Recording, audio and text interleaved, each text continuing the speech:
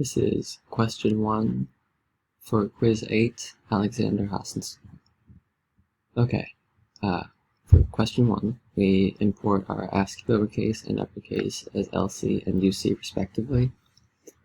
And for this function, I used the Caesar function from question 8.9 of the homework, and that's why it's named Caesar. Alright, so if letter in LC, this is for lowercase letters. NDX equals LC find letter. This line will find the letter and assign it to NDX, and then we'll assign big NDX to that letter reversed, and then +1. The +1 is because of the range it does not include.